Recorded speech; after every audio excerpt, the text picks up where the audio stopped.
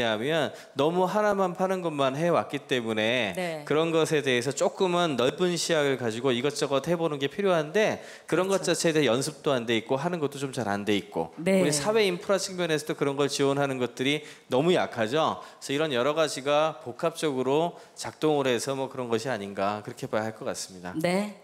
지금까지는 우리가 창의적이고 융합적인 인재의 대표적인 사례라든가 뭐 조건에 대해서 알아봤습니다. 이렇게 해서요. 시간도 또 거의 되어가고 있고요. 끝으로 정지훈 교수님부터 한번 마무리 좀 해주시면 어때요? 네. 어느 정도 그 재미있는 얘기들 많이 들으셨다고 좀 생각이 들지만 좀 한 가지 조금 빠진 것이라 그럴까? 그 내용 좀 말씀을 드리고 싶은 거는요.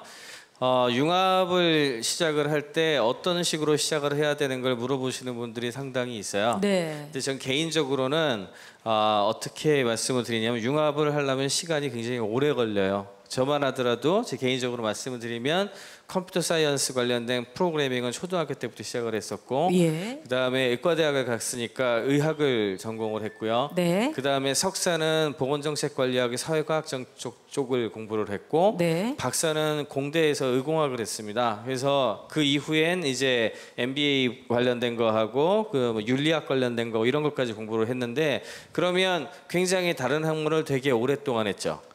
굉장히 오랫동안 공부를 그렇죠. 해야 된다는 예, 얘기인데 여기서 제가 주변에 융합 같은 거 같이 하면서 봤던 팁 하나를 조금 설명을 드리면은 과학기술 쪽을 먼저 하시는 분이 유리합니다. 왜냐하면은 어렸을 때, 젊었을 때 어려운 거를 좀 공부하기가 조금 더 쉬워요. 그렇죠. 그래서 머리에 잘 들어가죠. 인문학이랑 사회학 같은 거 공부하는 거 하시는 분들이 그쪽 먼저 해야 되는데 무슨 소리냐 이런 얘기 들을 수 있겠지만 네. 제가 그런 트랙을 가지 않았기 때문에 저는 주변의 사람을 많이 봤잖아요. 예.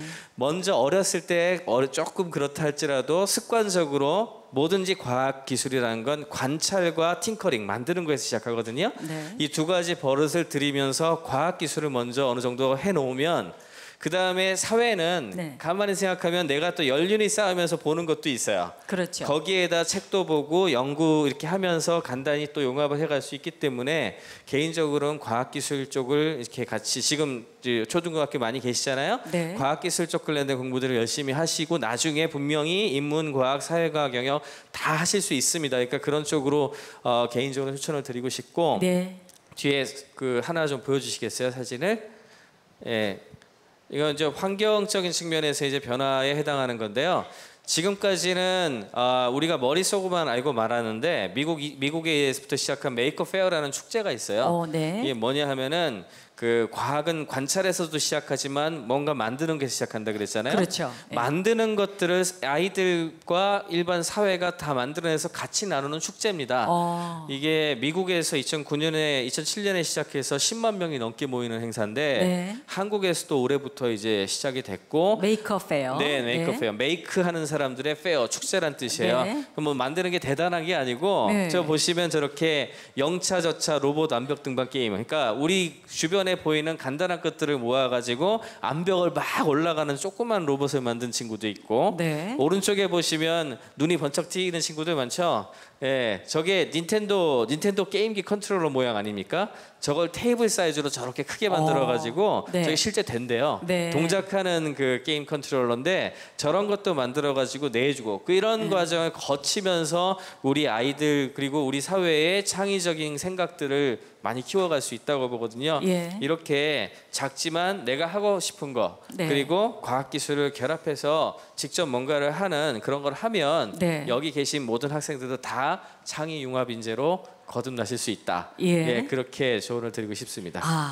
미국의 오바마 대통령도 대통령 됐을 때 어렸을 때 누구를 만났던 이야기를 하면서 그게 어떤 동기부여가 됐다는 이야기를 하지 않습니까? 여기 계신 여러분이요. 이 자리에 있었던 이유 하나로도 이 다음에 뭐 10년 또는 그 이후에 내가 그때 그래서 어떤 동기부여가 됐다라고 하는 사람이 한 명이라도 나왔으면 참 좋겠어요.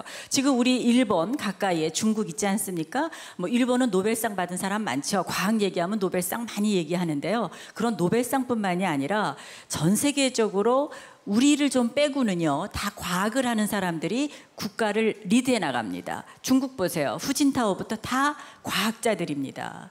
그래서 아까 정지훈 교수님이 과학부터 해라. 예. 그래야 또 머리가 더 잘 돌아갈 때. 네. 네. 우리 이건수 편집장님은 어떻게 생각하세요? 마무리 좀 마무리 해주십시오. 짓겠습니다.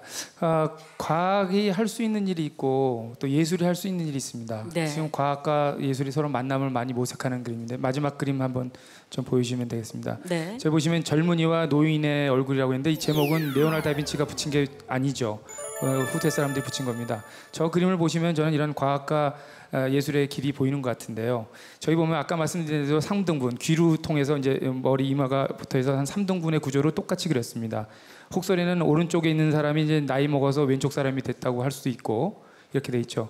다빈치가 생각한 건 그런 비례를 통해서 어떤 사람은 입이 튀어나오고 턱이 튀어나오고 코가 들어감으로써 눈이 몰림으로써 성격이 다 달라진다고 생각하는 거죠. 저는 마찬가지지만 무슨 말씀이냐면 과학을 통해서 저렇게 사실적으로 묘사를 할 수 있지만 저렇게 배치를 해놓음으로써 어떤 관계가 생기고 이야기가 생기고 스토리가 생깁니다. 네. 예? 아름다움과 추함에 대한 문제, 선인과 악인에 대한 문제, 네? 젊음과 늙음에 대한 문제, 이런 문제들을 화두로 던질 수 있는 게 예술이라고 생각합니다. 그래서 저는 정지훈 박사님께서 말씀하신 대로 과학기술을 하되 그것은 다 이제 보편화됐어요. 누구든지 다 어떤 정보와 지식들이 어느 정도 수준들이 됐다고 봅니다. 근데 그것을 넘는 거는 새로운 창의력과 또 우리 인류를 사랑할 수 있는 어떤 따뜻한 마음 같은 거, 그런 것들이 녹여지는 예술적인 소양이 분명히 있어야지 그 새로운 어떤 인재가 창출되지 않을까 이렇게 생각합니다. 네. 저도 이렇게 말씀을 듣다 보니까 대학에서 학생들을 가르치는 교수로서 그리고 또 방송에서 시청자를 만나는 뭐 방송인, 언론인으로서 어깨가 참 무겁다 이런 생각이 듭니다. 조금 전에도 말씀드렸지만 오늘의 이런 자리가요, 여러분들의 과학적인 창의 사고 능력을 키우는데 작은 불씨가 되기를 바라는 마음으로 오늘 이제 토요토크를 마쳐야 될 것 같습니다.